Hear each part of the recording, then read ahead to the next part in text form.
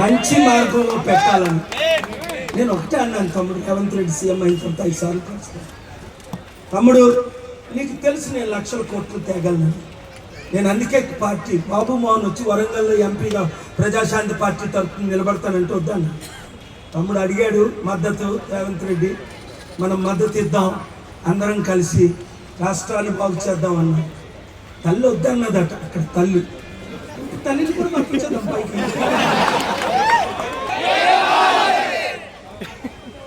అందరు చెప్పండి, రేవంత్ రెడ్డి తమ్ముడు కూడా మనకే ఓటేయాలి నెక్స్ట్ టైం. లేదా మనం కలిసి పనిచేయాలి, అంతే కదా. తమ్ముడే సీఎం ఇంకో 10 సంవత్సరాలు ఉండాలంటే నేను పిఎం అవుతా. తమ్ముడు ఆయన ఏమంటున్నా సార్, మీడియాకి ఇవ్వండి సార్ అన్నారు. మీడియాకి ఇచ్చారు, గుర్తుంది కదా. మీడియా మిత్రులు అరెస్ట్ చేస్తాం, మీరు పర్మిషన్ ఇస్తాను, అరెస్ట్ చేయండి అన్నారు. ఎందుకు? రాముడు కరోనా ప్రియుడని నీకు చెప్పాడా? అలా ఎక్కడైనా బైబిల్లో రాముడిని తిట్టమని ఉన్న బైబిల్లో? గెట్టోదో ఉంది బైబిల్లో. అపోస్తల కార్యంలో మన ప్రభు యేసు రక్షకుడు సర్వలోకాన్ని ఎలా రక్షిస్తాడు, ప్రాణం ఎలా పెట్టాడు, రక్తం ఎలా కార్చాడు, అది మనం ప్రకటించుకోవాలి తప్ప రాముడిని కానీ ఎవరిని మనం దూషించుకోవాలి. ఇతర దేవతలు ఎవరిని, అల్లాను దూషించకూడదు, ప్రాఫిట్ మహమ్మద్ని దూషించకూడదు. నేను అదే అన్నాను. ఒకవేళ ప్రవీణ్ పగడాల ఆయన డిబేట్లో నేను డిబేట్లు అన్నీ చూశాను. ఆయన తప్పుగా ఏం మాట్లాడలేదు, ఎక్స్ప్లెయిన్ చేశారు. హిందువులకు, ముస్లింలకు, క్రిస్టియన్స్కు ప్రతి నెల పెన్షన్లు ఇచ్చారు. 25,000 మంది హిందూస్కి, 15,000 మంది ముస్లిమ్స్కి, 10, 12, 13,000 మంది క్రిస్టియన్స్. ప్రతి ఎమ్మెల్యే ద్వారా, ప్రతి ఎంపీ ద్వారా, ప్రతి మినిస్టర్ ద్వారా, ప్రతి ఎన్జిఓ ద్వారా, ప్రతి ఆర్గనైజేషన్ ద్వారా 52,000 ఎన్జిఓస్కి నేను మద్దతు ఇచ్చాను. నా డబ్బులు ఇచ్చాను, లక్షల కోట్లు, దాదాపు 5 లక్షల కోట్లు ఇచ్చాను. ఇవ్వగలను, తెచ్చాను, తేగలను, చేశాను, చేయగలను. రాజకీయాలకు వాడుకోండి. ప్రతి ఒక్కరూ మెంబర్ అవ్వండి. మీ ఊర్లో మీరే గ్రూప్ పెట్టండి. ఇదేంటిది? పటాన్చెరు. గ్రూప్ పేరే పటాన్చెరు. ఏమో ఎక్కడున్న ఎమ్మెల్యేనే మనం నిలబెట్టి గెలిపిద్దామేమో, కానీ ప్రజాశాంతి పార్టీని గెలిపిద్దాం. ఎందుకంటే ఎవ్వరు కూడా మన కొరకు పోరాటం చేయట్లేదు. మన పోరాటం మనం ముస్లింలకి ఎంఐఎం పార్టీ ఉంది కాబట్టే, ఆయన పార్లమెంట్లో ఉన్నాడు కాబట్టే మాట్లాడుతున్నాడు. నేను బయట ఉండి మీ కొరకు పోరాడుతున్నాను. నేను లోపటుండి పోరాడితే 18 పార్టీలు మనతో ఉన్నాయి. ఈరోజు 18 పార్టీ, 38 మంది బీజేపీ ఎంపీలు నన్ను ప్రధానమంత్రి అవ్వాలని కోరుతున్నాను.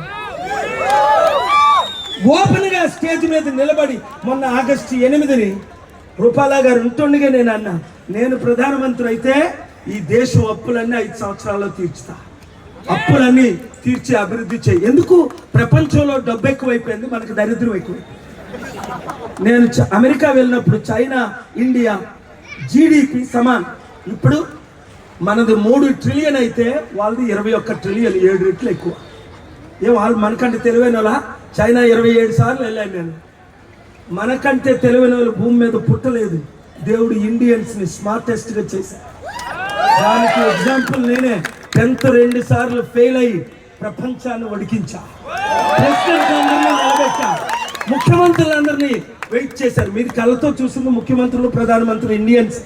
ప్రపంచ దేశంలో ఏ డిక్టేటర్ కూడా నా డిక్టేషన్ ఫాలో అవ్వకుంటూ ఉండలేదు. నేనేం చెప్తే అదే చేశారు. గత వారం యూరోప్లో అదే జరిగింది. మరలా నెక్స్ట్ వీక్ నేను యూరోప్లో ఉంటున్నాను. శుక్ర, శని, ఆదివారం. మరలా 10 రోజుల తర్వాత అమెరికాలో ఉంటున్నాను. 3-4 రోజులే ఎందుకు వెళ్తున్నానంటే మన దేశం పాడైపోయింది. సో మీరేం చేయాలంటే ఒకటి క్లోజ్, ప్రతి ఒక్కరూ ఒక గ్రూప్ పెట్టండి. ఈరోజు ఎంతమంది పెడతారు? చేయలేదండి. చూసారా? చెయ్యలు వెత్తన వాళ్ళందరూ వీడియో తీయండి రా. నాకు గ్యాంగ్స్ ఉన్నాయి, నైజీరియా నుంచి దించేస్తా, సుడాన్ నుంచి దించేస్తా,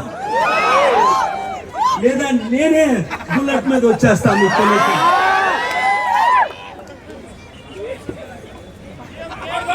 బైబిల్లో మాట ఉంది, ఉండండి.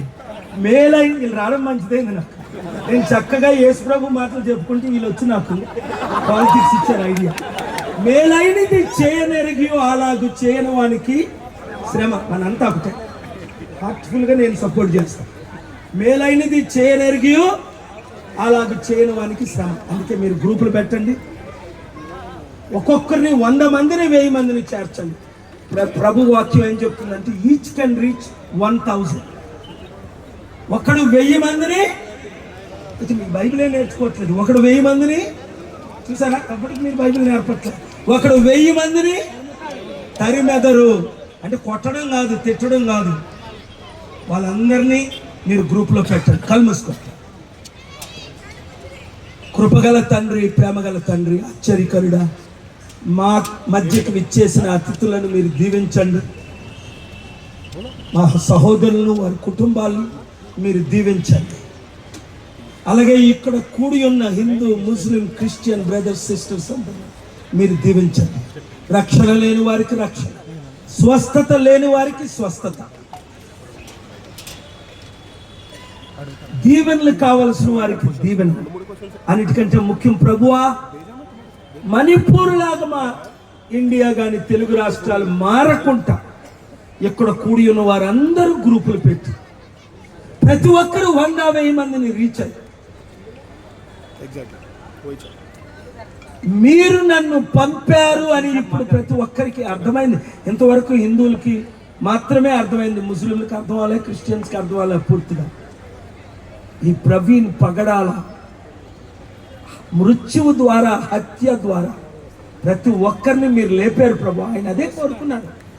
నాకు డేంజర్ ఉందని పెడితే ఇద్దరు నన్ను రెస్పాండ్ అవ్వలేదు, ఏమో నా ప్రాణం పోతే అందరూ ఒకటవుతారేమో అని చివరి కోరిక. ప్రభువా, ప్రవీణ్ పగడాల చివరి కోరిక నెరవేర్చండి ప్రభు. మమ్మల్ని అందరినీ ఒకటి చేయండి. ఒకరు 1000 మందిని, ఇద్దరు 10,000 మందిని తరుముదరని మీ వాక్యం చెప్పిన ప్రకారం మా రాష్ట్రాల్లో, మా దేశంలో మమ్మల్ని అందరినీ ఒకటి చేయండి ప్రభు.